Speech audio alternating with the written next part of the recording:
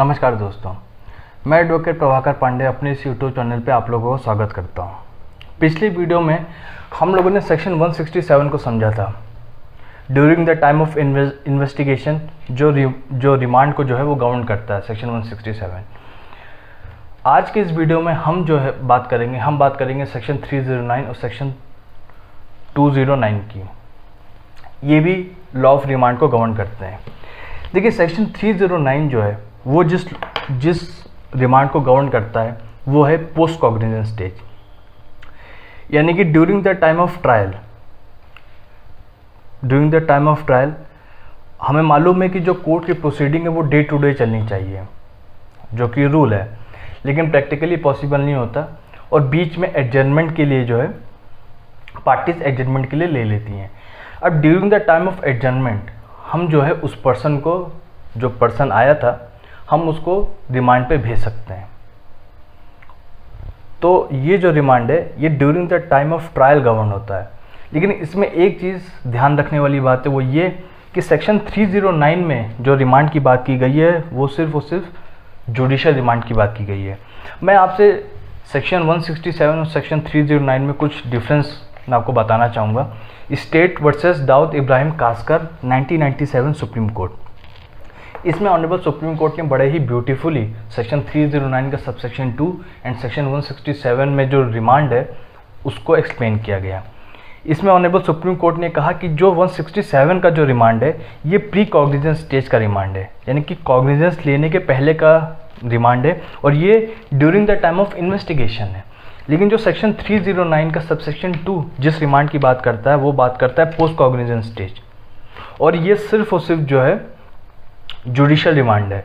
जबकि 167 जो है पुलिस रिमांड भी हो सकता है, जुडिशियल रिमांड भी हो सकता है। हम लोगों ने अपने पिछले वीडियो में देखा है।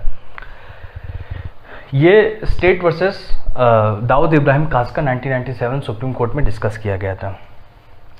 अब हम लोग इसमें एक बहुत ही इंपॉर्टेंट कॉन्सेप्ट को डिस्कस करते हैं। देखिए, जब आप 309 सबसेक्शन 2 का जब आप आखिरी लाइन पढ़ेंगे तो वहाँ पे एक फ्रेज इस्तेमाल किया गया है, warrant remand the accused if in custody.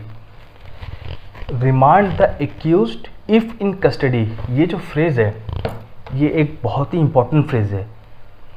ये फ्रेज हमें ये बताता है कि जो सेक्शन 309 है ये उन एक्यूज पर्सन पे अप्लाइड है जो लोग पहले से कस्टडी में थे।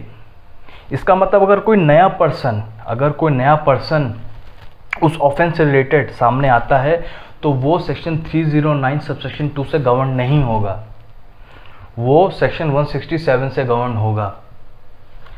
देखिए, मैं आपको फिर से एक्सप्लेन करता हूँ। होता क्या है, पुलिस वाले जब चार्जशीट फाइल करते हैं 60 और 90 डेज़ के अंदर, जो हम लोगों ने देखा भी था, चार्जशीट फाइल करने के बाद ऐसा नहीं इन्वेस्टिगेशन कंप्लीट स्टॉप हो जाता है। पुलिस फर्दर इन्वेस्टिगेट करती है मजिस्ट्रेट के परमिशन के बाद, मजिस्ट्रेट को बताने के बाद। अब आप सोचिए, during the time of further investigation, suppose करिए जो पर्सन उस ऑफेंस से रिलेटेड जो पर्सन था वो एब्सकॉन्ड कर रहा था, वो भाग रहा था, वो इन्वेस्टिगेशन के समय उस पुलिस वालों के सामने कभी आया ही नहीं, पुलिस वाले कभी उसको इन्वेस्टिगेट कर ही नहीं पाए। अब चार्जशीट फाइल होने के बाद, ट्रायल कमेंस होने के बाद वो सामने आया है।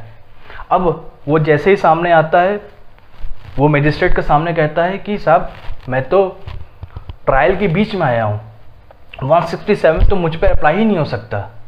तो आप सोचिए कि ये कितना बड़ा लूप होल होगा। इस तरीके से तो हर इंसान जो है वो पुलिस के इन्वेस्टिगेशन से बच जाएगा और जो एविडेंसेस है वो कभी पुलिस वालों के पास सही ढंग से आ ही नहीं पाएंगे। तो वो इस लूप होल से बच ना पाए, इसलिए सेक्शन 309 सबसेक्शन 2 में ये फ्रेज इस्तेमाल किया गया है कि जो पर्सन पहले से कस्टडी में है 309 सबसेक्शन 2 उस पर अप्लाई करेगा। यानी कि during the time of further investigation जो भी पर्सन पुलिस वालों ने उनको पकड़ा है उस ऑफेंस से रिलेटेड, उनके ऊपर 167 जो सेक्शन है वो अप्लाई करेगा, मतलब उनको पुलिस कस्टडी में भेजा जा सकता है। ये एक बहुत ही इंपॉर्टेंट फ्रेज है, आपके इंटरव्यू में अक्सर पूछ लिया जाता है और वैसे भी आपको इस बात का जो कॉन्सेप्ट है वो क्लियर होना बहुत ज़रूरी है। आई होप आप लोगों को समझ में आ गया होगा। हम लोगों ने सेक्शन 167 और सेक्शन 309 का डिफरेंस भी देख लिया। अब हम लोग देखते हैं सेक्शन 209। देखिए, सेक्शन 209 जिस रिमांड की बात करता है वो बात करता है during the time of committal. Magistrate के पास केस आया केस को देखने के बाद मजिस्ट्रेट समझ गया कि the case is exclusively tribal bye session court, ये सेशन कोर्ट से ट्राइबल है, तो मजिस्ट्रेट कुछ नहीं करेगा। मजिस्ट्रेट अपना वहाँ पे कोई भी जुडिशियल माइंड नहीं अप्लाई करेगा। मजिस्ट्रेट 207 के अंदर उस एक्यूज पर्सन को सारे डॉक्यूमेंट्स हैंडओवर करके और वो उस पर्सन से कहेगा कि अब आपको हम कमिट कर रहे हैं, और वो सेशन कोर्ट को कमिट कर देगा। और ये जो कमिटल के बीच का ये जो टाइम है, उस बीच में उस पर्सन को जो मजिस्ट्रेट हो वो रिमांड पे भेज देगा कि आप रिमांड पे चले जाइए जब तक ये केस कमिट हो रहा है। तो 209 का जो एक क्लॉज है वो इसी बात को कहता है कि कमिटल के बीच during the time of committal जो है उस पर्सन को रिमांड पे भेज देगा। और जो बी पार्ट है 209 का, जो बी पार्ट है वो इस बात को कहता है कि मजिस्ट्रेट अगर चाहे तो till the time of completion of trial, यानी कि ट्रायल के ख़त्म होने तक वो उस पर्सन को जो है रिमांड पे भेज सकता है।